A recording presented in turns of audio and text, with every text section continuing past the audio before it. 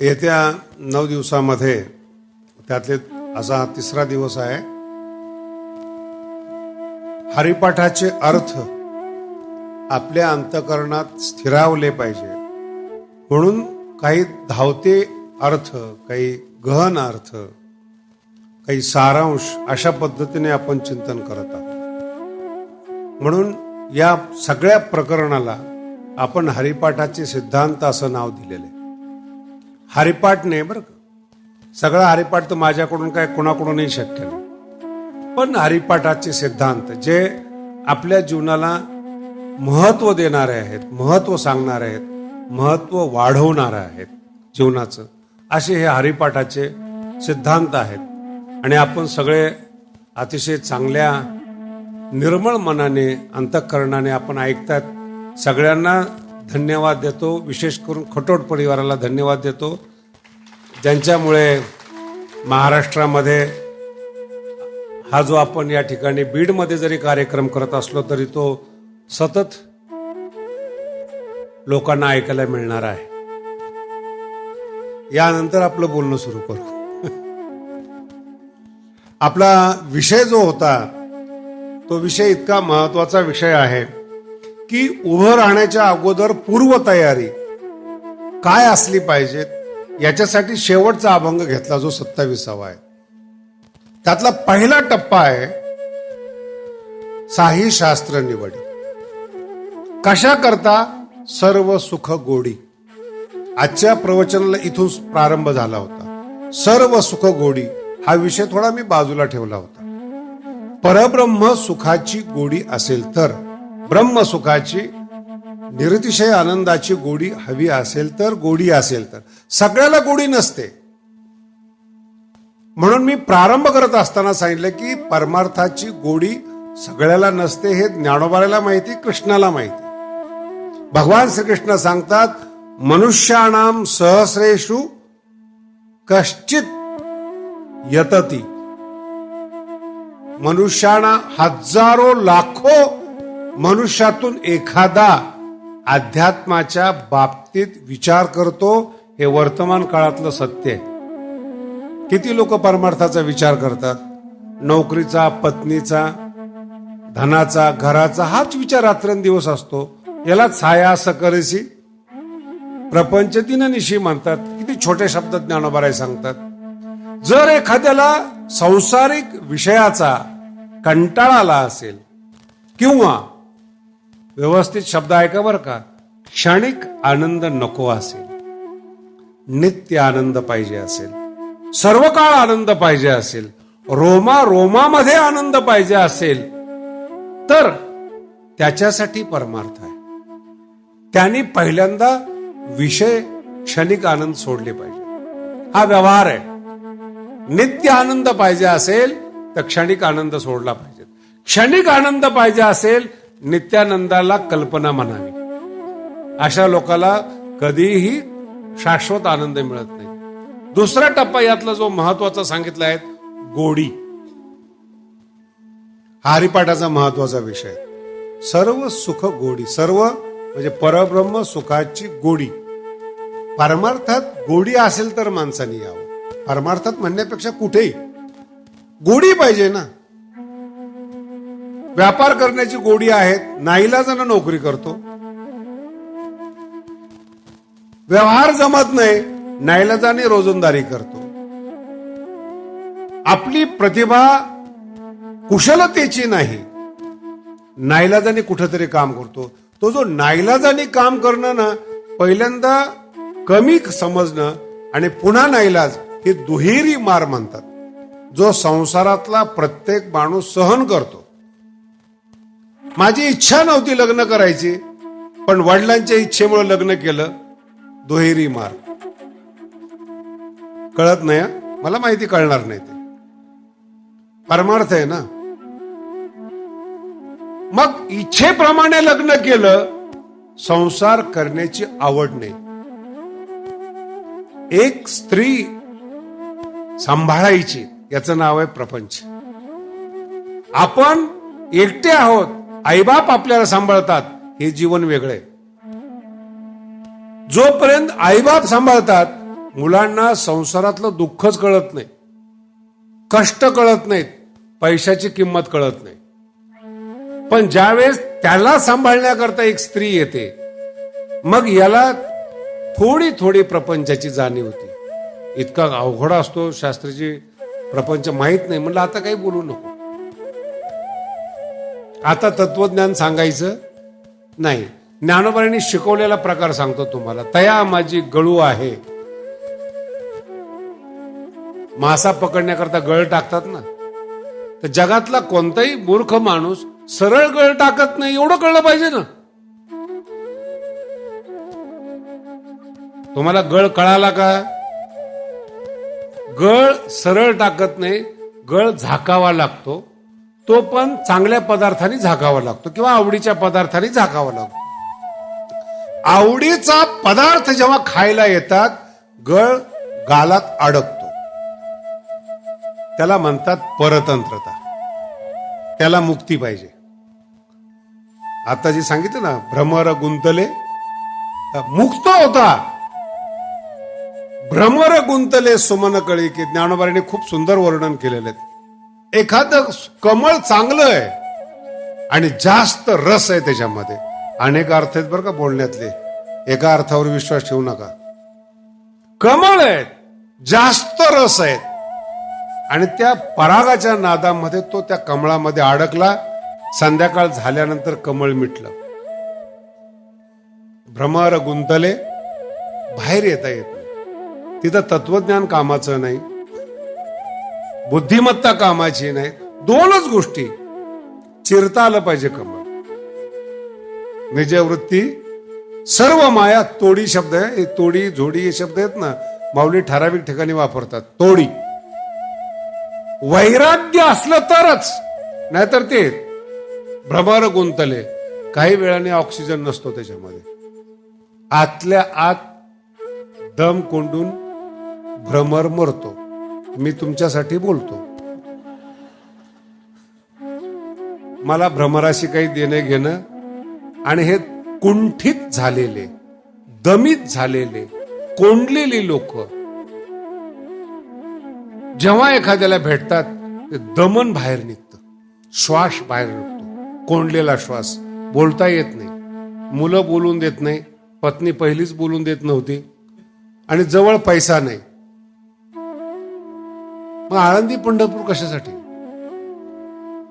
हिमालय कशासाठी? त्रिवेणी संगमी कशासाठी? एक संन्यासी होता, मी गुंतले सांगतोय बरं का, फार जवळचा होता. मग त्यांनी कुठं प्रवचन असलं ना, तर त्यांनी ते प्रवचन करताना लिहायचा अमुक अमुक नंद, आणि कंसात टाकायचा माझी MP. अर्थ कळाला का तुम्हाला? माझी म्हणजे खासदार, भूतपूर्व खासदार. असं कुठं लिहित असतात का? तुम्ही कोण झालात आता? संन्यासी. पण ते माझी MP सुटत नाही, ते चिटकलेले. तसं असं लावायला नाही पाहिजे माझ्या हिशेबाने. एखादी विधवा स्त्री आहे, तिने असं नाही म्हणायला पाहिजे माझी सौभाग्यवती. चालेल का असं? माझी दुःख आहे जीवनामध्ये, स्वीकारा ते. आपण एकटे आहोत, स्वीकारा ते. गुंतलो आहोत हे स्वीकारा ते. गुंतण्याचं दुःख जेवढं तीव्र होईल, तेवढं मुक्ततेचा आनंद मिळेल. गुंतणं जर कळलं नाही ना, मुक्तता पण कळत नाही. बऱ्याच लोकांना तुकोबारांचा शब्द सांगतो बरं का. तुका म्हणे माशी गुंतली लिगाडी. किती कळत असेल देव जाणे.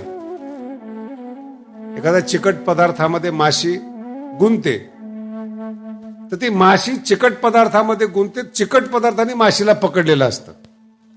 ती निघण्याचा प्रयत्न करते, निघत नाही, तिथं मरते ती, ही माशी. दुसरा ज्ञानोबारांचा दृष्टांत इतका गोड आणि सुंदर आहे. पक्षी पकडणारे जे व्याध असतात, त्यांनी असं जाळं टाकलेलं आहे आणि एका पक्षाला पकडलेलं आहे. माऊलींचे दृष्टांत आहेत ना, हे सगळे मानसिक दृष्टांत आहेत. पक्षी पकडलाय इथं थांबू नका तुम्ही. ज्ञानोबा काय शिकवतात आपल्याला ते पहा. जो जो पकडलेला पक्षी आहे ना, ज्ञानोबा त्याची मानसिकतेचा विचार करतात. त्याचं शरीर पकडलेलं नाही, मन मोकळे सुटण्याचा प्रयत्न करतो. शरीराने तो पकडलेला आहे, मन गुंतलेलं आहे, तडफडतंय मन. तिची तडफड आहे ना, त्याचं नाव वैराग्य. काही मी उद्धार पावे ना, काही कृपा करील, ही तडफड आहे. हे वैराग्य, हे फार महत्वाचं वैराग्य आहे. आणि हे वैराग्य आलंच पाहिजे, नाही तर जमत नाही ते परमार्थामध्ये. तडफड आपल्या भाषेमध्ये समजून घ्या. काही मी उद्धार पावे ना, तो जो पकडलेला पक्षी आहे ना, त्याची वेदना ओळखून घ्या. तो पकडलाय हे माहिती आहे, पण त्याच्या मानसिक वेदना ओळखा. आणि चुकून हात सैल झाला त्याचा, चुकून. ज्ञानोबराय म्हणतात, व्याधा हातोनी सुटला विहंग जैसा. तो उडत असताना त्याच्या मनात आनंद किती ते पहा. माझी ओबी व्यवस्थित समजून घ्या. मिळालं काही नाही, सुटल्याचा आनंद आहे. मी तुमच्याबद्दल बोलतोय. जे लोक म्हणतात ना परमार्थात काय मिळतं काय मिळतं, तो नंतरचा भाग आहे. सुटला का ते पहा पहिलं. सुटण्याचा, मुक्ततेचा आनंद येतो. व्याधा शब्द आहे का, व्याधा कापणारा माणूस, त्या पक्षाला मारणारा माणूस, कापणारा माणूस सुटला. आणि हा जो सुटला शब्द आहे ना, तो अचानक सुटला. त्याला सोडायची इच्छा नाही, त्याने मेहनत करून पकडलाय. नाही कळलं? एवढे बुद्धिमान माणसं संसारामध्ये पकडले जातात. काय काय प्रलोभन दिलं जातं. किती हुंडा असतो, किती गाड्या, सप्रेम भेट असतात. आणि जो हे सगळं देणारा असतो, तो आपल्या मुलीच्या सुखासाठी देतो, नवऱ्यासाठी देत नाही. हे होणाऱ्या नवऱ्याने विचार करावा. तुम्ही बुद्धिमान आहात म्हणून नाही, तुम्ही बुद्धिमान आहात म्हणून नाही, तुमच्याकडे माझी मुलगी सुखी राहील म्हणून देतोय. किती अर्थ कळतो मराठीचा मला नाही माहिती, पण बोलतोय मी तुम्हाला. जो हुंडा दिला जातो, संपत्ती दिली जाते, कोणासाठी असते ती? मुली. आणि माहेरी जर मुलगी गेली आणि तिला न्यायला जर नवरा आला, तर मुलीपेक्षा जास्त सेवा कोणाची होते? व्याधा हातोनी सुटला.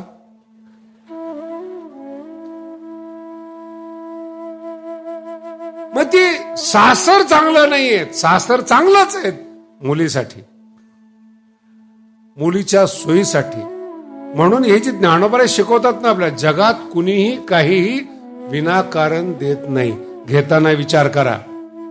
कुणीही असो जगात विनाकारण देत नाही. आणि त्याची वसुली किती होईल सांगता येत नाही. म्हणून मुक्तता शब्दाचा अर्थ आहे जगायचंय. पक्षी जिवंत आहे, पण व्याधाच्या हातून सुटलाय, तो आनंद आहे. त्याला जेवण नाही, भूक नाही, दाना नाही, चारा नाही, काहीच नको. एका फांदीवर जाऊन बसतो तो आणि पंख झाडतो. काय ज्ञानोबा सांगतात? पंख झाडतो, सुटल्याचा आनंद घेतो. तसं संसाराच्या दुःखातून सुटलेले जे साधक आहेत, संत आहेत, मिळालं काही नाही, मिळण्याचा विचार नंतर करू, जीवन शिल्लक आहेत, पहिलं सुटलो याचा आनंद. या जगामध्ये श्रीमंत आहेत, बुद्धिमान आहेत, हुशार आहेत, ज्ञानी आहेत, गुंतलेले आहेत. त्यांनी देवावर विश्वास ठेवूच नाही, त्यांनी मुक्त व्हावं. अर्थ कळाला का? देव हा नंतरचा विषय. तुम्ही सुटलात तर देव. पण जर संसारात बद्ध आहात, देवाचा आनंद मिळू शकत नाही. देवाला आवश्यकता नाही बद्ध माणसाची. बद्ध म्हणजे बद्धच, बद्ध म्हणजे बांधलेला. कधी कधी माझं असं पाहण्यात आलंय, बंगल्यातलं जे कुत्रं असतं ना, 2-4 अर्थ काढा. बंगल्यातलं जे कुत्रं असतं ना, त्याला साबणाने धुतात, आयतं जेवायला देतात, साखळी सुद्धा इतकी सुंदर असते, बंधन देखील गोड असतं, आणि दरवाजा उघडा असतो. थोडी कल्पना करत चला. असं तयार झालेलं मजबूत कुत्रं असतं आणि गल्लीत फिरणारं हाडकुळं कुत्रं असतं. ते फिरत फिरत त्याच्या समोर उभं राहतं ते, आणि बांधलेलं कुत्रं जोरात भुंकतं त्या मोकळ्या कुत्र्यावर. कळतंय का? बांधलेली माणसं मुक्त माणसावर भुंकत असतात. त्यांच्या भुंकण्याकडे लक्ष न देणं हे मुक्ततेचं काम आहे. मोकळं कुत्रं बांधलेल्या कुत्र्यावर कधीही भुंकताना मी पाहिलेलं नाही.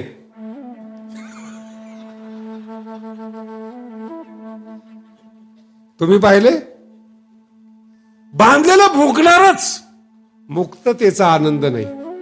तिने मुक्तिचारी आनंद नाही त्याला. खायला भरपूर आहे, आयत आहे, सगळे बंगला आहेत, एसी आहेत. काही काही कुत्र्याचं पण भाग्य असतं, लक्झरी गाडीतून फिरतात, वासाचं साबून सेंट सगळं असतं, बांधलेलं असतं. असे काही बुद्धिमान आहेत, लक्झरी गाडी असते, बंगला असतो, हेलिकॉप्टर मधून फिरतात, पण बांधलेले असतात.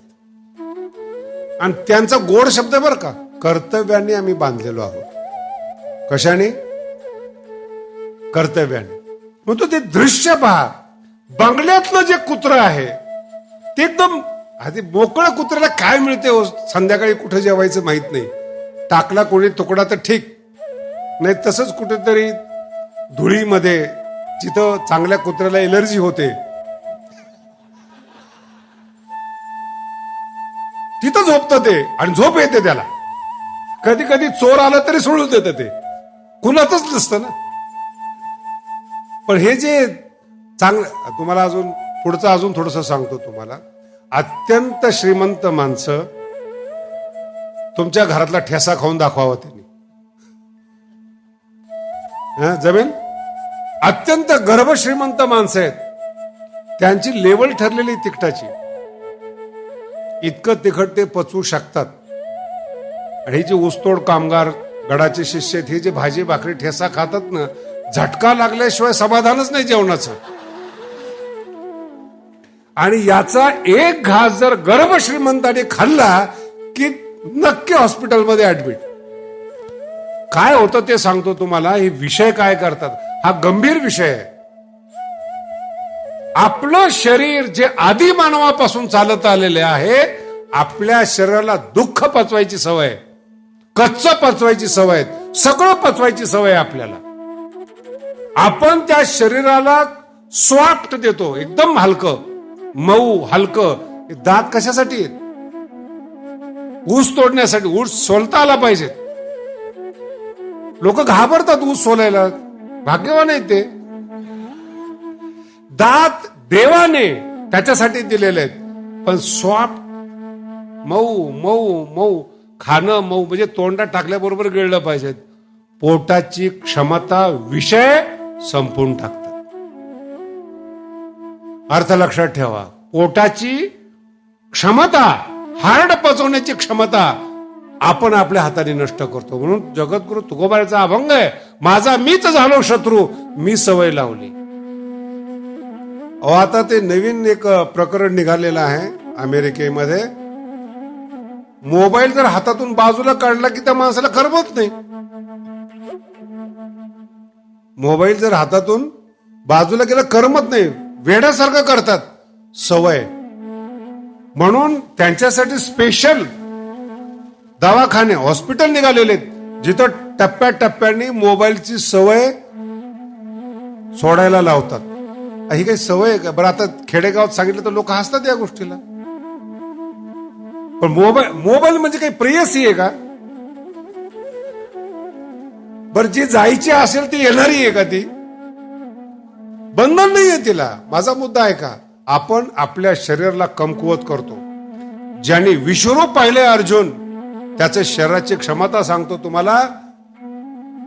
शंकराकडून अस्त्र प्राप्त करून घेण्यासाठी पंचाग्नी तप केलेले.